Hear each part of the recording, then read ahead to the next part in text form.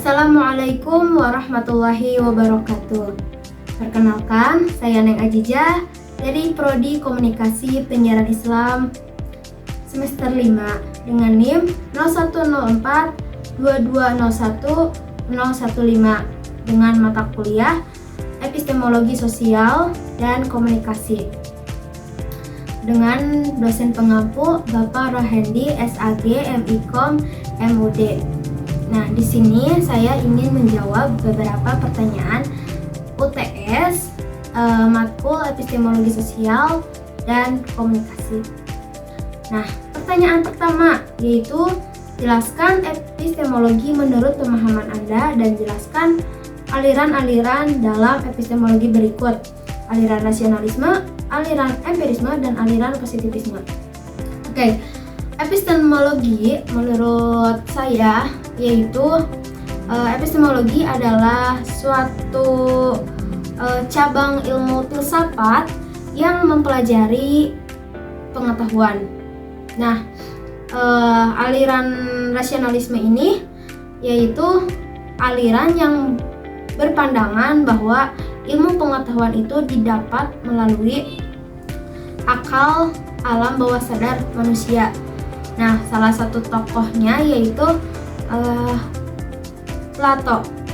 Terus yang kedua yaitu aliran empirisme. Nah, aliran empirisme ini berpandangan bahwa ilmu pengetahuan didapatkan melalui pengalaman secara langsung.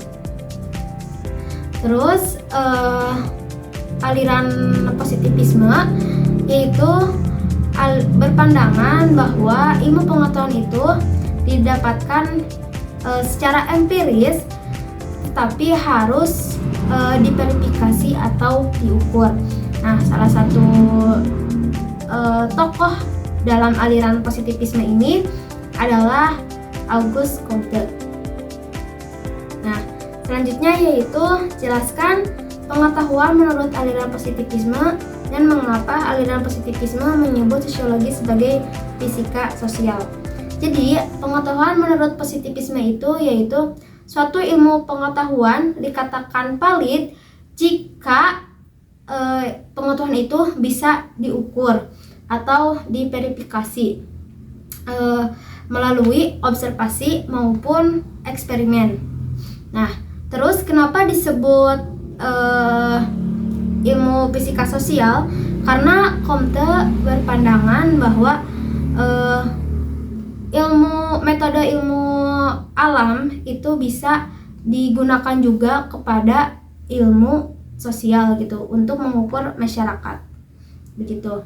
Terus pertanyaan ketiga, jelaskan mengapa pengetahuan menurut pendapat Karl Popper itu bersifat progresif dan terus mencari klasifikasinya, bukan sesuatu yang bersifat final sebagaimana kaum positivistik.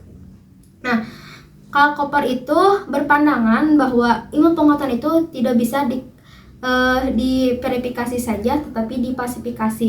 Jadi suatu ilmu itu tidak mutlak kebenarannya, tetapi diklasifikasi yaitu ditunggu kesalahan dari teori tersebut untuk memperbaiki teori itu, untuk memperbaiki pengetahuan itu.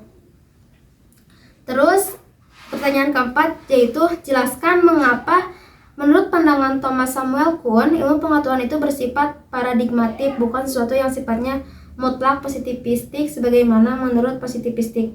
Nah, jadi kalau menurut Samuel Kuhn bahwa ilmu pengetahuan itu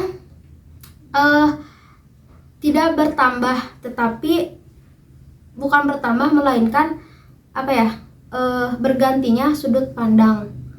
Jadi sejalan berjalannya waktu, jadi ilmu pengetahuan itu akan berubah sesuai sudut pandang, sesuai dengan zamannya. Misal ada anomali yang tidak bisa menjawab suatu ilmu pengetahuan itu. Nah, itu akan berubah sudut pandangnya tentang tentang ilmu itu menjadi paradigma yang baru begitu. Terus yang kelima, jelaskan perbedaan pengujian kebenaran dengan cara verifikasi dengan cara falsifikasi. Oke, kalau verifikasi itu suatu ilmu pengetahuan itu diukur untuk membuktikan kebenaran teori tersebut. Nah, sedangkan falsifikasi itu suatu ilmu pengetahuan itu akan ditunggu kesalahannya, atau yang kalau verifikasi itu dibuktikan kebenarannya. Nah, kalau falsifikasi itu dibuktikan kesalahannya. Begitu. Cukup sekian dari saya. Mohon maaf bila banyak kesalahan dalam menjawab soal UTS ini. Assalamualaikum warahmatullahi wabarakatuh. Sekian, sudah.